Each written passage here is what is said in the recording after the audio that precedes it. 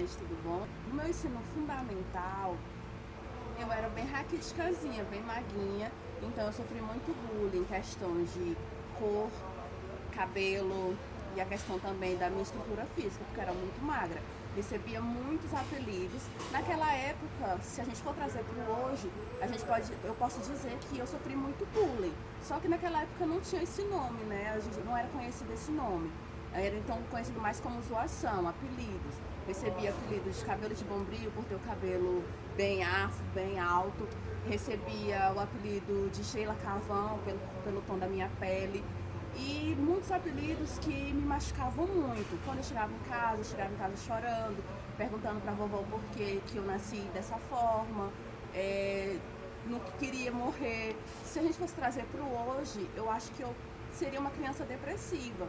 Mas graças a Deus esse tempo passou, isso ficou no passado, e tudo que eu sofri, tudo que eu passei, todas as ofensas que me fizeram no passado, só veio para me fortalecer hoje e me tornar essa adulta que sou hoje, formada em administração, trabalho em uma empresa boa, num grupo bom, e que vim hoje só falar para vocês, expressar que bullying infantil é uma coisa muito séria. Naquele tempo não tinha esse nome, mas hoje em dia é muito séria. As pessoas que têm crianças em casa, sempre prestar atenção como é que essa criança tá, sempre prestar atenção se alguém vem ofendendo essa criança, porque a depressão infantil é uma coisa que está ocasionando nos dias de hoje.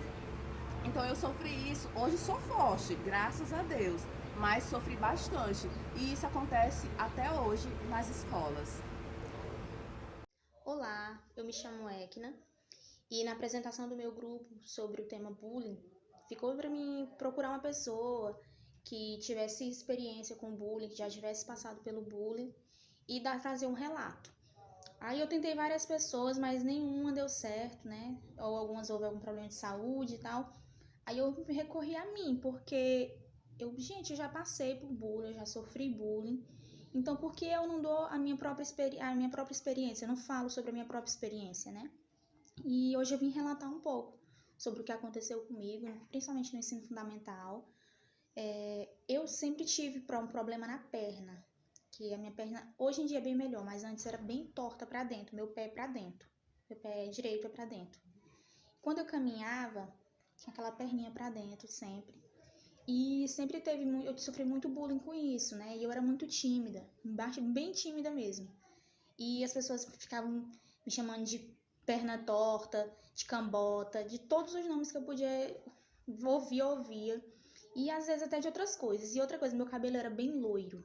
Hoje não é mais porque eu pinto, mas ele era bem loiro. E ela me chamava de loura falsa, loura do banheiro. Então, coisas que não tinha nada a ver, que não tinha necessidade daquilo, só porque eu não tinha coragem de rebater, né? Aí se tornava uma coisa bem triste. Isso no ensino fundamental menor até eu completar uns 12 anos, 13 por aí. No fundamental maior, eu já estava bem entendida já, né? Sabia das coisas. Comecei a rebater e a brigar. Quando eu entrei no ensino médio, isso diminuiu bastante, porque eu consegui fazer mais amizades, porque eu não conseguia fazer amizades antes, e essas amizades me defendiam. Eu não, né, só queria defender com agressão e eu nunca soube verbalizar, porque eu começo logo a chorar. Aí as pessoas começaram a me defender, meus próprios amigos, e isso foi me libertando dessa depressão, porque realmente eu sofria depressão pelo bullying. Houve uma situação uma vez que eu gostava de praticar esporte na escola. Aí eu sempre joguei queima nos jogos escolares, né? Jogar o jogo de queima e queimada. Aí eu vinha da quadra, tava vindo da quadra pra casa, tinha terminado de sair da educação física. Quando eu chego na porta da minha casa, a porta tava aberta.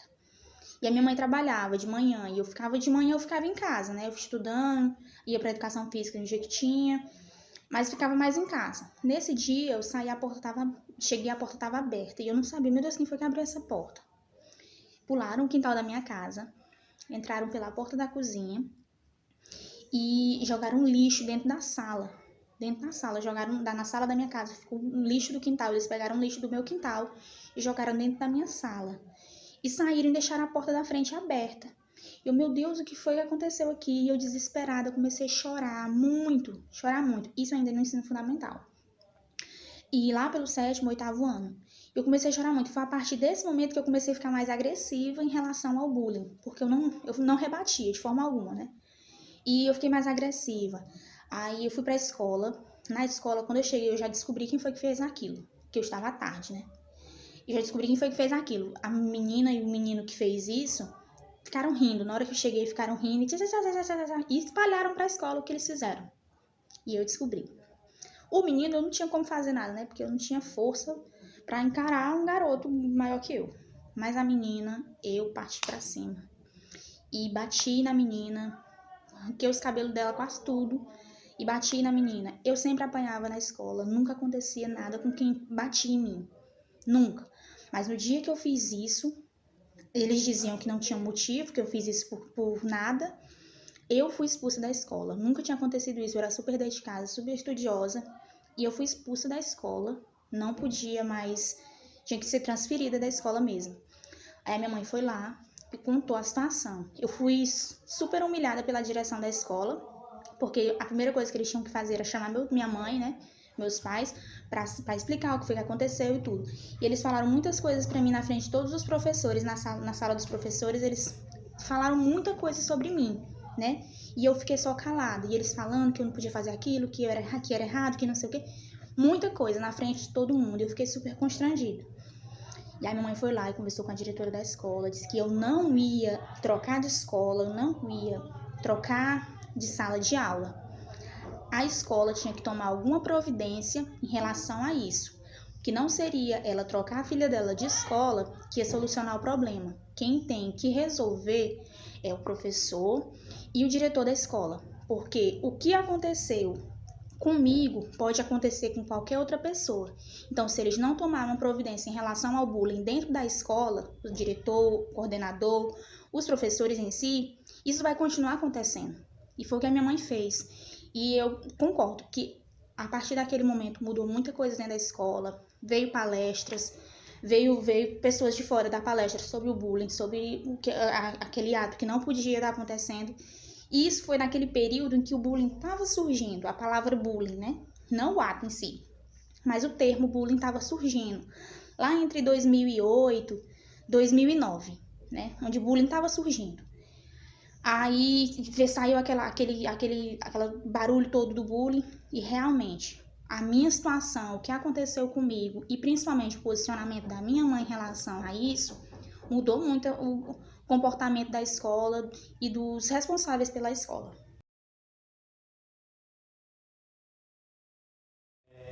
Bom, eu me chamo Iris e vou fazer umas perguntas para dois professores do ensino fundamental sobre o bullying nas escolas.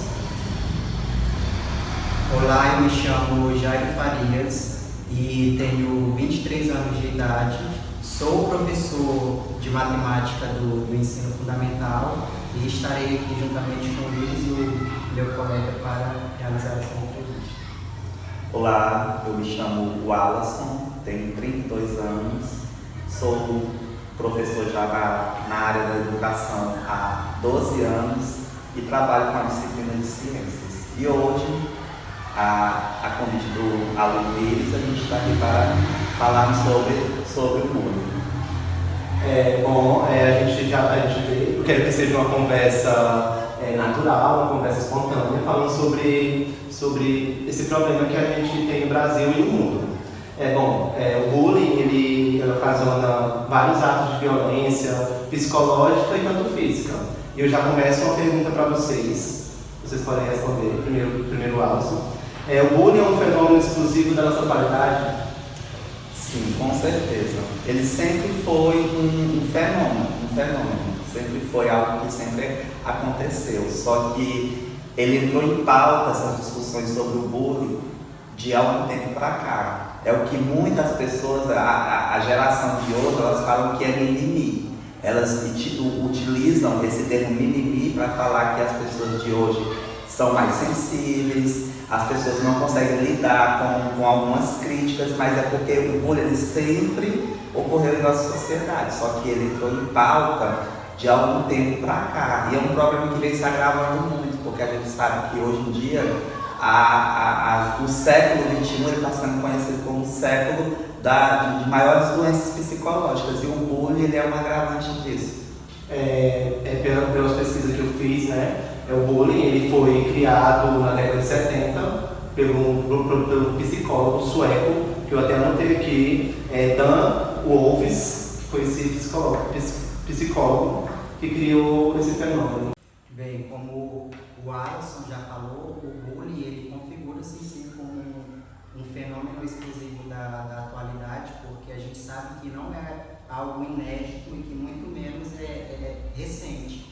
Ele é algo que já vem de décadas e décadas e décadas atrás, mas que com o passar dos anos ele veio ganhando essa dimensão, né, essa proporção dentro do ambiente escolar.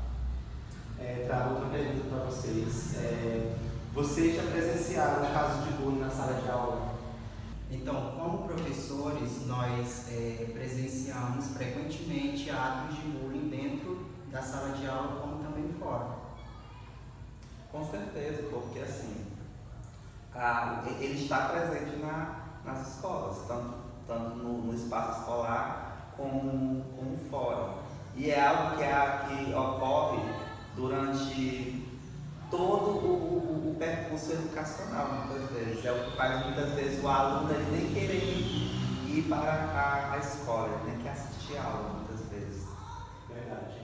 E já dando continuidade ao que falou, quem são essas crianças? Como identificar essas crianças que são levadas a receber esse problema? Olha, geralmente eu percebo que o bullying, porque a gente sabe que ele se configura de uma agressão verbal, psicológica e que pode chegar até mesmo à física, porque ele não se configura de simplesmente você chegar e agredir. Primeiro você vai agredir verbalmente, psicologicamente, vai intimidar aquela pessoa, vai fazer um abuso psicológico dela, vai traumatizá-la. E o que acontece muito, que eu percebo, é muita questão de raças, que acontece muita questão do negro, do racismo, a questão também de sexualidade também é uma das estereótipos, né? Isso, são os que mais sofrem, entendeu? São os que mais sofrem.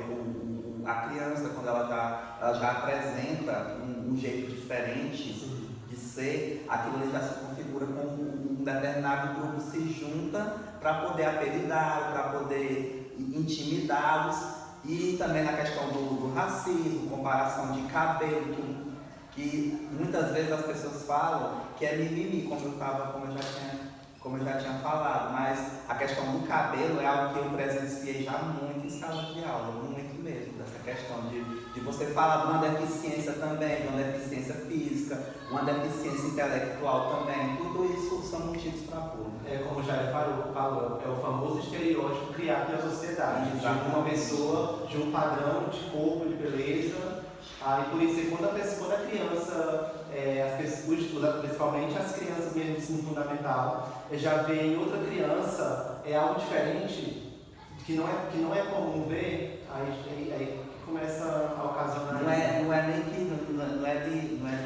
de corrigir, não é que nem seja comum. É porque é algo que vem familiar. A família ela coloca na criança um estereotipo de uma pessoa que ela é perfeita. Que ela coloca, por exemplo, que a mulher tem que ser magra, alta, loira, dos cabelos lisos, olhos azuis. Então a criança ela vai crescer com aquele estereotipo ali na cabeça.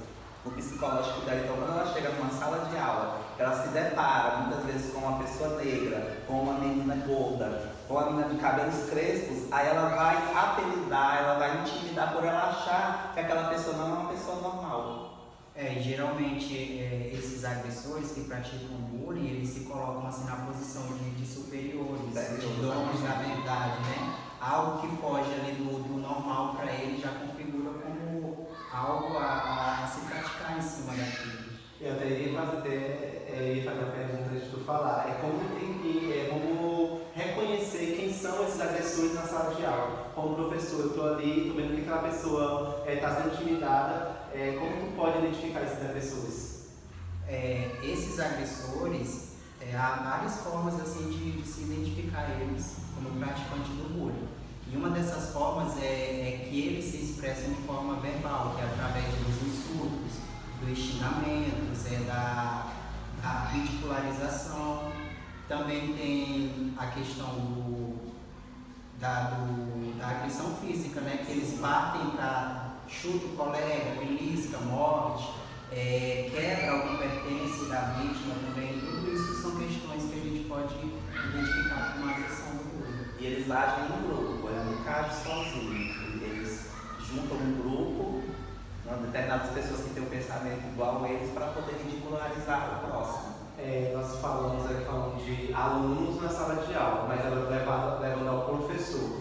Vocês já viram o espectador, que é o professor, ter participação, mesmo que indiretamente, no bullying com alguma criança? O espectador, ele querendo ou não, ele tem participação sim no bullying. Há duas opções de identificar isso, que é a positivamente e a negativamente. No caso de um espectador, ele presenciar um momento de agressão, de bullying, e ele omitir e não fazer nenhuma coisa para evitar aquilo, ele está participando de forma negativa. Agora, quando ele presencia esse momento, e geralmente ele já tem ali uma proposta já para tentar sanar aquele problema, essa problemática, aí ele já está agindo positivamente.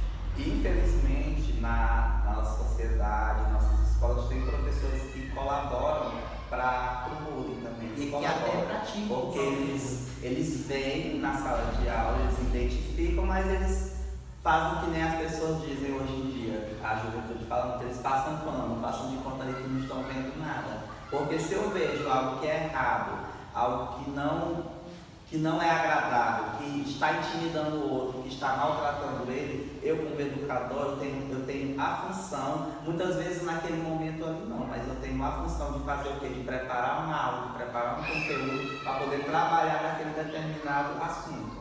Quais são o papel do educador, do professor na sala de aula, ao ver isso acontecer? Exatamente, o papel do educador é isso, é ele trabalhar o tema. Ele muitas vezes diz assim, mas é educação infantil, mas a educação ela começa desde o início. Então é muito mais fácil você educar uma criança do que você educar o adulto. É muito mais fácil, porque quando a criança ela cresce, tendo a concepção de que aquilo é errado, entendeu? Reconhecendo, ela sendo um ser que respeita todos, ela com certeza será um adulto que não vai ter esse tipo de problema, porque como eu expliquei, o bullying, a criança ela não chega na escola e ela vai dizer assim, eu vou intimidar aquela pessoa, eu vou humilhar ela não tem essa concepção, ela não vai chegar na escola e dizer assim, você é negra, teu cabelo é de bombril, que nem acontece muito, ela não tem essa concepção, isso aí é algo que vem da família, entendeu? Ela presencia na casa dela do dia a dia, porque a criança ela é o reflexo da educação que ela tem em casa. Então ela vê isso acontecer com algum familiar dela e ela simplesmente vai reproduzir tudo aquilo que ela aprendeu em casa. Aí cabe à escola tentar mudar isso. E também chamar os pais para uma conversa, porque não adianta você falar somente com o filho, você tem que chamar os pais, você tem que explicar que a criança está agindo, que o adolescente está agindo dessa maneira que não é uma maneira correta, que é crime, e explicar para a família, porque muitas vezes até a família, ela também age naturalmente.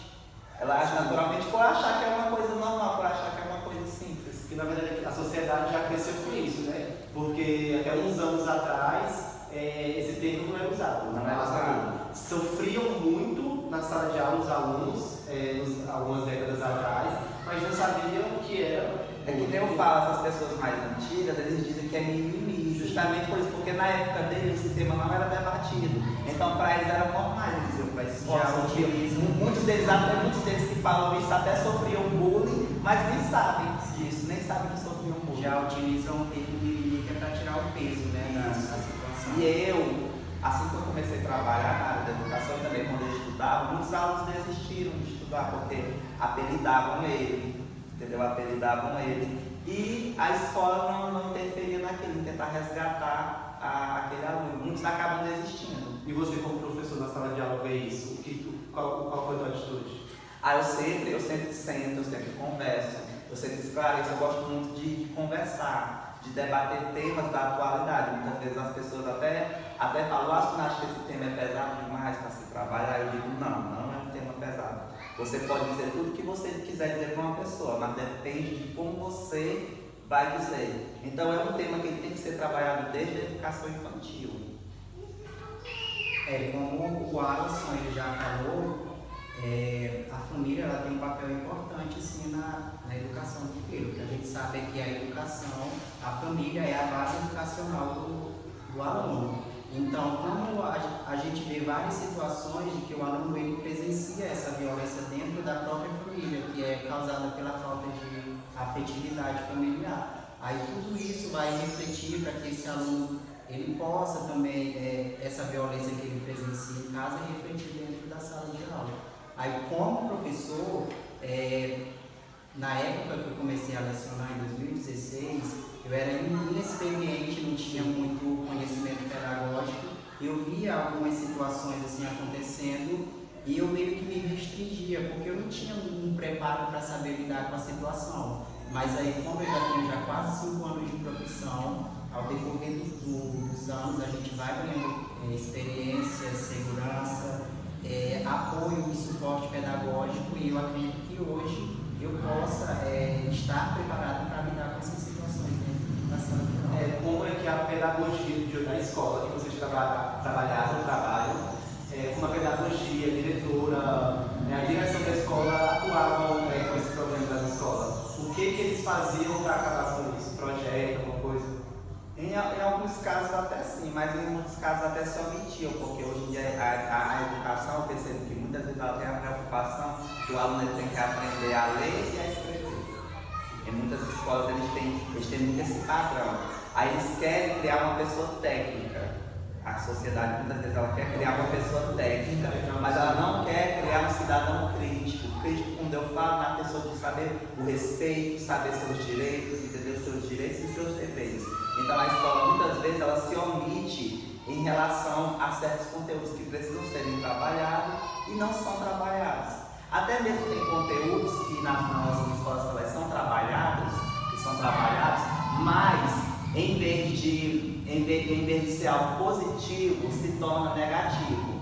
Em vez de desconstruir algo, acaba construindo algo. No combate ao bullying, por exemplo, as escolas, eu percebo que quando elas vão trabalhar o Dia da Consciência Negra, elas vão trabalhar o Dia da Consciência Negra, que é uma forma de combater o bullying, mas elas ao mesmo tempo, elas influenciam o bullying.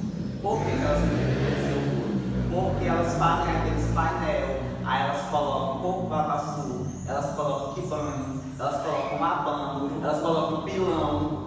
Então ela está assimilando que o negro é ele que utiliza aquele material. Então o que a criança vai crescer achando? A criança ela vai achar que é só o negro que quebra coco. Entendeu? Que é só o negro que usa aquele pilão. Então é algo que, em vez de ser positivo, se torna negativo. Porque isso, de alguma forma, traz em relação à pobreza. Traz em relação à pobreza, traz em relação a uma pessoa que não tem uma valorização. Porque o negro hoje na nossa sociedade, ele é juiz, ele é advogado, ele é médico, ele é tudo. Então as escolas elas têm que trabalhar esse determinado assunto. Dia do Índio, pintam as crianças, colocam as crianças seminuas como se o índio ele fosse somente que elas colocam o índio como um ser primitivo, um ser selvagem, e o índio ele não é isso, entendeu? Então as escolas a parte pedagógica da escola ela tem que se preocupar em trabalhar determinados assuntos, porque muitas vezes a criança ela acaba influenciando a criança a combater o bullying. Que na verdade já é criança, já cresce, já sendo influenciada de alguma forma, como a gente já vem falando, tanto pela família quanto pela escola. Exatamente. E também outra decadência muito grande é que toda escola era necessária, porque eu sei que até o professor Jair concorda comigo, tem conteúdos que nós não nos sentimos preparados para trabalharmos, porque as escolas exigem muito da gente, questão de planejamento diário, aula, tem muita essa preocupação. Então as nossas escolas elas precisariam de psicólogos que são pessoas preparadas para trabalhar esse determinado assunto também, porque aquela criança que está sofrendo bullying, ela tinha que ser encaminhada como psicólogo, porque ele é o profissional competente, preparado para trabalhar, porque eu como professor, eu posso dar minha parcela de contribuição, o professor Jair também pode dar dele, só que tem que ser realmente um profissional da área. Então o essencial era que toda escola pública ou particular, ela tivesse um psicólogo psicólogo. Porque, na verdade, vocês me corrigem se eu estiver errado, a função do professor, tipo, na sala de aula, sem ter essa capacitação em relação a esses problemas, é dar aula prática apenas. E os professores sempre são ensinados na faculdade, sempre é isso, a chegar na sala de aula e dar aula prática. Não tem capacitação, não tem projetos, não tem nada em relação a esse tipo de problema. Acontece muito esse tipo de coisa mesmo. E assim, porque muitas vezes também colocam pessoas despreparadas para estarem atuando na área pedagógica. Isso aí acaba sendo uma decadência muito grande mesmo. Porque, que nem eu coloquei aqui, a questão que tinha que ter um psicólogo tinha justamente porque ele teria que trabalhar com a criança, com os agressores, não é somente quem sofre bullying, não. Porque quem sofre bullying ele vai precisar de psicólogo? Vai, mas também aquele que agride, ele também precisa passar pelo psicólogo, assim como a família. Porque de alguma forma essas pessoas que ocasionam o bullying, ele já sofre de alguma coisa dentro de casa ou em algum lugar para estar fazendo isso. E ele acha que é normal. A pessoa que pratica o bullying, ele não acha que ele está cometendo um crime, ele não acha que ele está fazendo nada demais. Ele é que nem o professor Jair colocou. Ele se acha superior, ele se acha melhor. A gente já falou bastante sobre relação a vocês ser professores e tal, o lado professor, mas é o lado aluno, que você já foi aluno. Eu queria saber se você já sofreu bullying nas escolas. Eu particularmente sofri, muito pela questão também da minha sexualidade. Por eu ser homossexual, eu sofria muito bullying mesmo nas escolas. Entendeu? Já teve um momento que eu pensava até em desistir de estudar, mas como eu sempre gostei muito de estudar, isso fez com que eu não desistisse. Logo, minha família também sempre me apoiou muito, sempre me ajudou muito. Tive professores maravilhosos também que me ajudaram, que me ampararam, mas já tinha outros também que se omitiam, não faziam questão de trabalhar esse tema. Então é por isso que eu gosto muito de trabalhar, não por eu ser homossexual, mas por eu ver que é algo que afeta muito, porque em toda sala de aula que você chega, você já vê que tem uma pessoa ali de uma sexualidade diferente. Então é algo que você tem que trabalhar. Eu sempre gosto de trabalhar justamente para educar e fazer com que aquela pessoa ela não vá sofrer tudo aquilo que eu sofri também, porque é muito constrangedor mesmo. Sofrer bullying é algo que eu não desejo para ninguém. Eu particularmente também já sofri o bullying como também já pratiquei, mas eu pratiquei antes de ter sofrido, só depois que eu fui sentir na pele o que é sentir o bullying. Na época que eu sofria essas agressões, igualmente o Alisson falou, eu pensava em desistir também. Inventava dor de barriga, inventava dor de cabeça para os meus pais para eu não ter que vir para a escola. E isso ficou de uma forma tão pesada que eu cheguei até a trazer punhal para a escola. Eu trazia esse punhal escondido na minha pele, isso eu não contei praticamente para ninguém. Isso é exclusivo aqui dessa entrevista. Aí quando eu penso o que se passava assim pela minha cabeça, porque eu já estava bem transtornado, eu desenvolvi transtorno de ansiedade generalizada, tenho insegurança e diversas outras fobias, assim. Aí chegar ao ponto de levar um punhal para a escola para tentar suprir uma necessidade, tentar me defender das agressões. Mas quando eu penso o que eu poderia ter feito diante daquela situação, eu reviro os olhos, porque é uma situação pesada. E quando eu trazia essa faca para a escola, incrivelmente o agressor era justamente no dia que ele faltava a aula, que ele não vinha para a escola. Aí eu pegava a faca, aqui atrás dessa sala mesmo tinha um banco quebrado da pracinha, eu pegava a faca, escondia lá debaixo e ia para casa. E no outro dia eu voltava para a escola, pegava a faca e escondia no bolso da calça. As pessoas não sabem o quão isso é grave, né? Por isso que a gente sempre vê nos jornais, nas TV, várias situações acontecendo de assassinato dentro das escolas, de pessoas que chegam matando várias pessoas, porque ninguém sabe o que essa pessoa sofria dentro da escola. É o que mais a gente vê realmente nos noticiários, nesses casos de serial killer.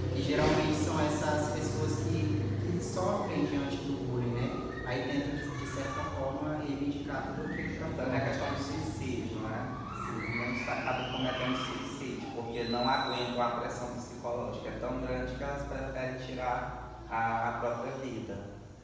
Tem muitas pessoas que recorrem a isso, infelizmente. E sem contar os consultórios psicológicos que estão lotados de pessoas.